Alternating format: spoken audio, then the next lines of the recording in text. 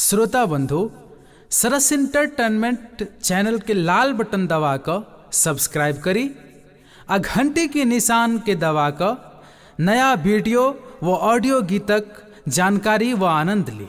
जय मिथिला, जय मैथिली।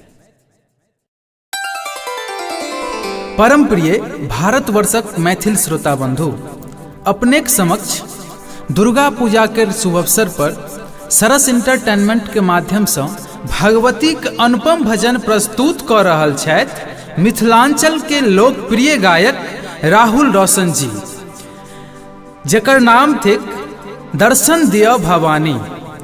एहि एल्बम के गीत के रचयिता मिथिलांचल के विख्यात गीतकार श्री श्याम बिहारी राय सरस जी व संगीत देने छथि अनुराग कृष्ण लॉर्ड जी। तो आओ सुनल जाओ माँ भगवती के सुंदर सन भजन एल्बम दर्शन दिया भवानी। व्यग्र भेल दुनिया भव मैया करैया पूजा पाठ, व्यग्र भेल दुनिया भव मैया करैया पूजा पाठ, सबहक पूर मनोरथ करियो करे सब बिलाप। सुन बिनती बेटा के जननी हरियो दुख महारानी, सुन बिनती बेटा के जननी हरियो दुख महारानी। भजन सुनावे दुर्गा देवी दर्शन दिया भवानी, दर्शन दिया भवानी।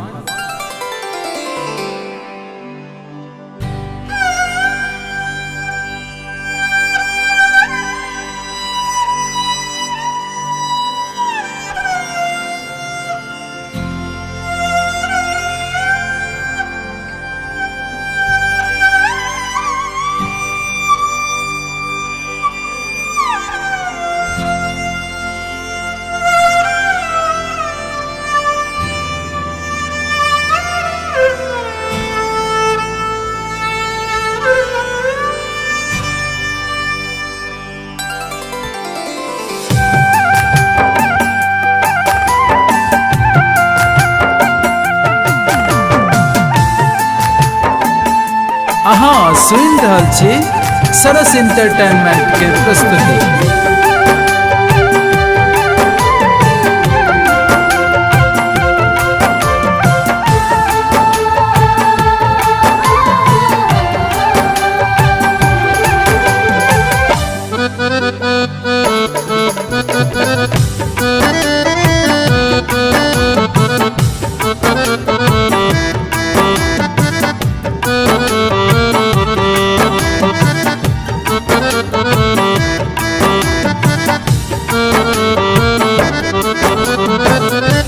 अपने स्वरूप कखन पापी के, अपने स्वरूप कखन पापी के, दुर्गा माई देखे वही जननी कहिया नैन जुरे वही जननी कहिया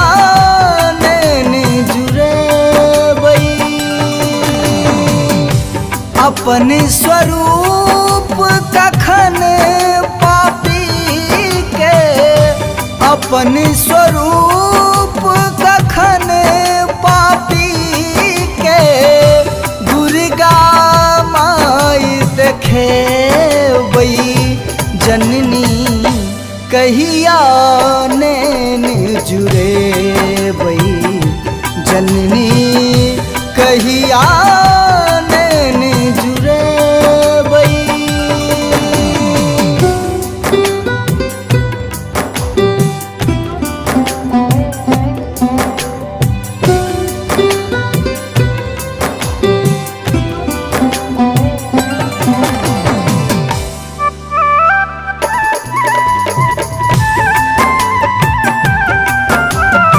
अहाँ सुन रहल छी सरस इंटरटेनमेंट के प्रस्तुति।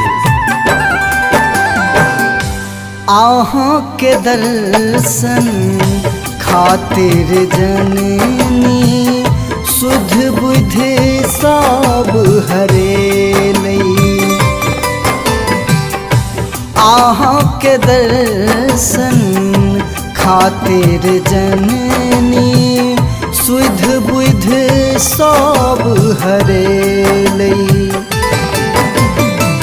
सगरो भटकल हम फिरै छी, सगरो भटकल हम फिरै छी, कहिया ज्ञान फिरेबै जननी, कहिया नैन जुड़ेबै जननी, कहिया नैन जुड़ेबै।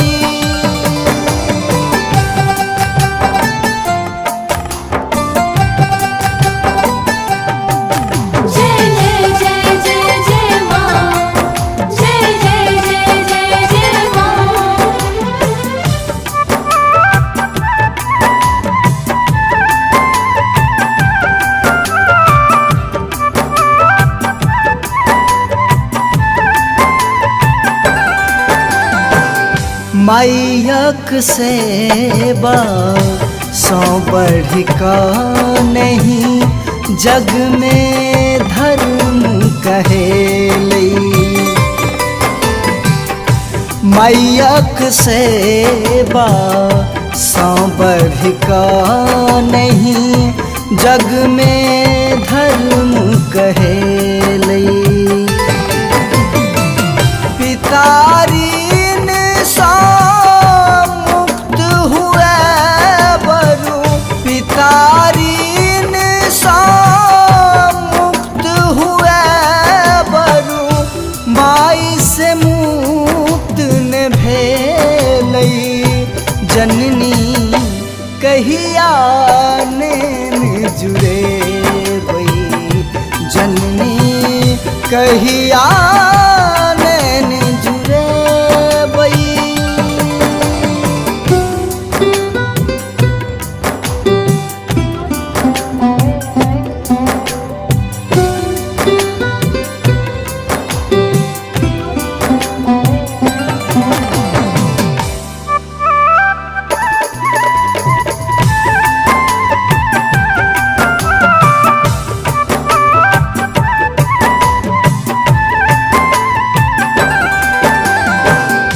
आब चरण छोड़ी अहाँ के शरण सा, हम कतऽ माँ जेबै। आब चरण छोड़ी अहाँ के शरण सा, हम कतऽ माँ जेबै। सेवा में हम प्राण गमायब, सेवा में हम प्राण गमायब, तखन उड़िन हम हेबै जननी, कहिया नैन जुड़ेबै जननी, कहिया नैन जुड़ेबै।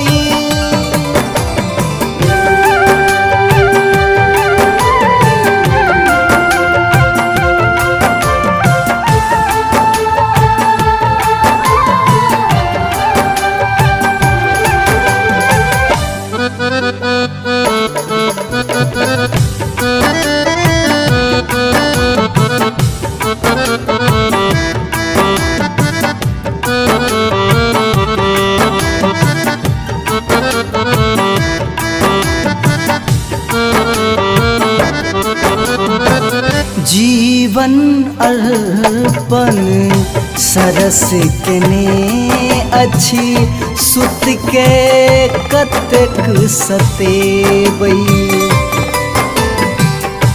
जीवन अर्पण सरस केने अछि, सुत के कतेक सतेबै।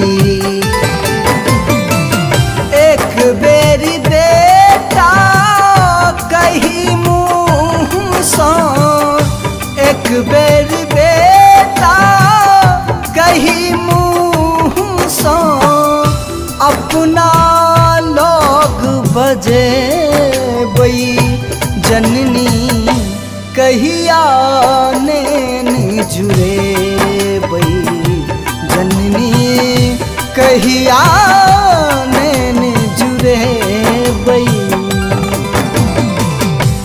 अपने स्वरूप कखन पापी के, अपने स्वरूप कखन पापी के, दुर्गा माई देखे बई, जननी कहिया नैन जुरे बई, जननी कहिया